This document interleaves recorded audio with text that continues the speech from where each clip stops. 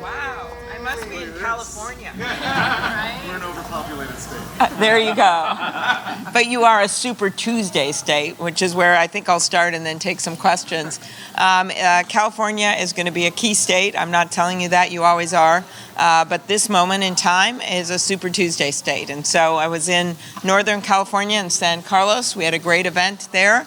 And I'm going to be spending time here because, as I've said many times, I don't want to be the president for half of America. I want to be the president for all of America. And that means going everywhere. And that means getting support, not just from a fired Democratic base, but getting independents and moderate Republicans to come to our side. If you look at the election results in the last few weeks with what happened in Kentucky, with what happened in Virginia, this was about not just an economic check, which we know happened with the Kentucky governor's race, where the Kentucky governor had been sabotaging the Affordable Care Act, and it was a debate over that. But it was more than an economic check. It was a values check. It was a patriotism check.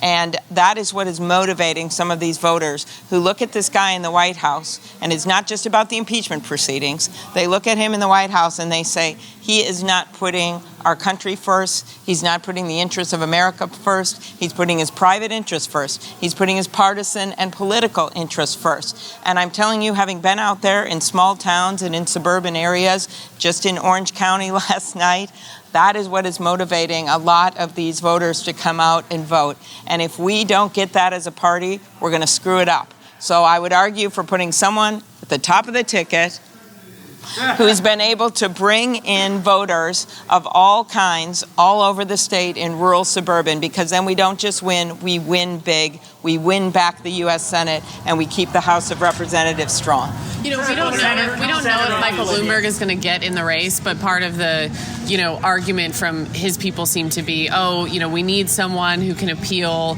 to moderates. You sort of just addressed that, but what's your response to sort of the rationale for his potential candidacy? That is on him. I already said, I think I said it last week, that I don't think that farmers in the Midwest that may have voted for Donald Trump, but also voted for Barack Obama, or workers in California, or people who have felt left out, I don't think they look at the White House and see this multimillionaire who's not coming true on his promises. I don't think they look at him and say, well, maybe we need someone richer. I just don't buy that. And I think we have a strong field, and it is people, there has not, poll after poll show that people like these candidates. There's differences that are clearly being vetted out right now on the debate stage. But I think that we have a good field. So I don't understand the new people coming in, but I always say the more the merrier. Senator is ferning. World scientists are telling us we have 10 years to act on the climate.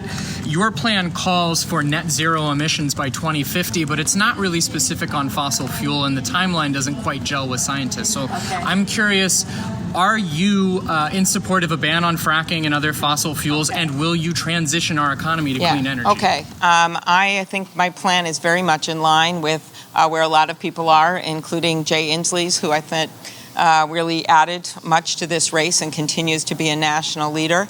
And it is to go to carbon neutral by 2050, but it also has very strong standards by 2030 to go to a 45% reduction. And this is what I would do. I would, one, get us into the International Climate Change Agreement on day one. Only Nicaragua and Syria weren't in that agreement. Now they are. We're the only ones. Secondly, clean power rules from the Obama administration on day two. Third, gas mileage standards on day three, which you are valiantly trying to do in the state of California, where this administration has tried to stop you every single day. 4, 5, and 6, I would get the sweeping legislation introduced with a price on carbon, and on day 7, I wouldn't rest. I also think if you're going to get support for this, and this is where someone from the Midwest at the head of the ticket means something, it is your fires in California, it is the rising sea levels, but it also the flooding that we've seen in the middle of the country, and it also making sure that when we do whatever we do with pricing carbon tax, cap and trade, whatever it is, that we make sure that we're making people whole. that are going to be affected by that, and that's where those proceeds should go. And we also help in areas of the country that are going to be most hit. I speak to this personally. My grandpa was an iron ore miner. When they close those mines down, now they're open, then they close, and they open. They actually had a billboard outside of Duluth that said, "The last one that leaves, turn the lights off." We want to make sure that doesn't happen. And there is a way to do this, and a lot of the ingenuity and technology and the ideas are going to come right here from this state. Senator on Bolivia. Senator, the president has backed the interim successor of Bolivia's former president, Evo Morales. Do you also share that position, or do you, as the critics say, think it's a coup? Well, I would, as president, listen to everyone to make a decision on that. I'm very concerned about what's going on, of course, in Bolivia and the human rights violations, what happened there. But this person who was in charge for quite a while, it does not sound like that was really an election. So that's what makes me most concerned to begin with. And I would like to talk to people on the ground to figure out who we should recognize there. You don't see evidence of a coup, Senator? What? You don't see evidence of a coup? I think that it's problematic what happened, but at the same time, I also think it's very problematic what happened with the fraud that got him into office. Yeah. I have a question. Laura with Long Beach Life. So, a couple days ago, there was a huge Supreme Court case with DACA recipients. What's going to happen, because it seems like it's going to be like 5-4 decision against the DACA recipients. What would you do as president to make sure to help those DACA recipients get, on the path to citizenship? First of all, I won't concede what the decision will be. I don't think you can often tell. I don't think anyone thought, although I will say I predicted that they would uphold the Affordable Care Act. I was the only one in our Democratic caucus, and I also predicted that Justice Roberts would write the opinion. This is a true fact. Harry Reid remembers. But I would not predict how that case will go. I don't think we know for certain, so that's the first thing I would say. The second is that I would pass comprehensive immigration reform on day one, which would include the Dreamers.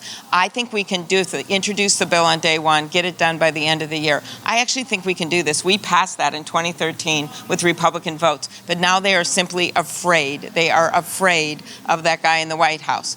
I have said very clearly this is one of my top 3 priorities, getting the climate change legislation passed, all important for California. Immigration reform passed, because immigrants don't diminish America, they are America. And getting reasonable changes to our healthcare system, like a public option, bringing down the cost of pharma, doing something to make college more affordable, and a package of economics. I actually believe we can do this. The public is with us. That's why the House went Democratic, and that's where we're headed right now, unless we screw it up.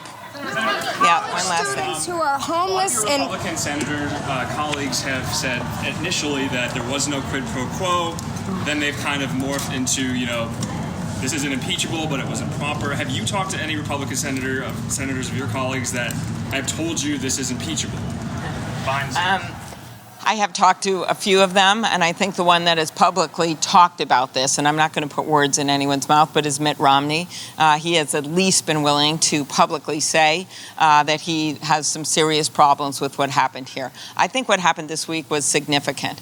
California gave us Adam Schiff, who I think did a tremendous job in making the point that this is a very somber proceeding. This is a somber moment. It was James Madison who said at the Constitutional Convention that the reason that we have impeachment provisions in the Constitution is for this very thing, because the Founding Fathers feared that a foreign government would try to influence our country and that a president would actually betray the trust of the American people. That is a quote from James Madison. Well, paraphrased. I wasn't there.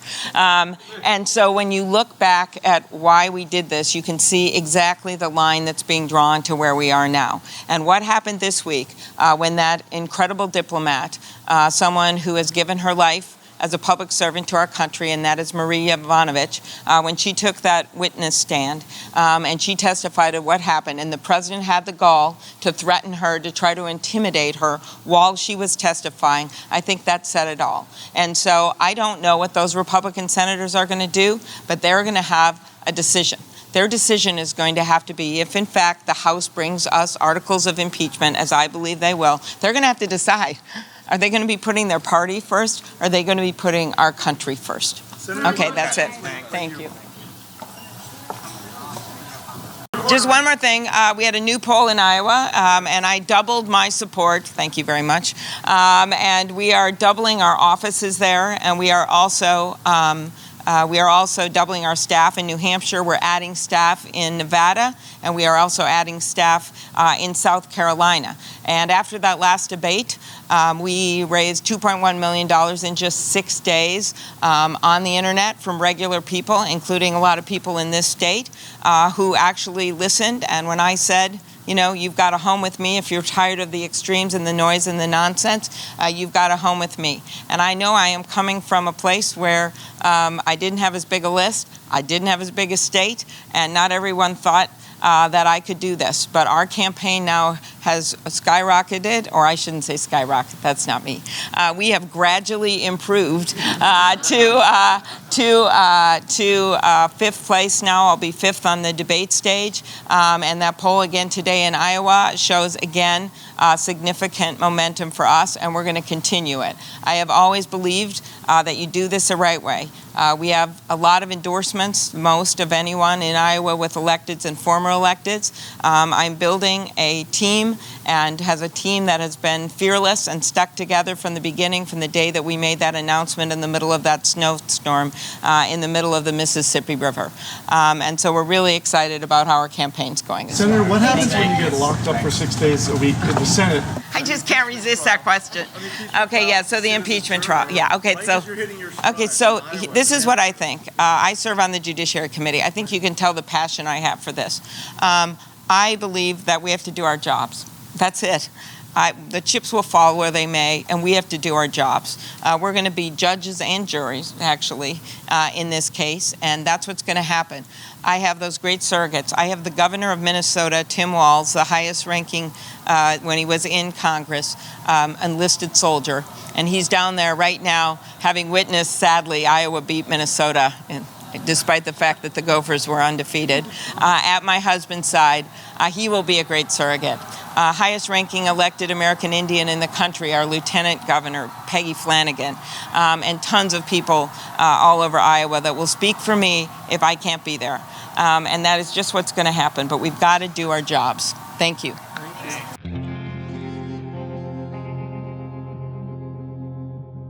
Okay.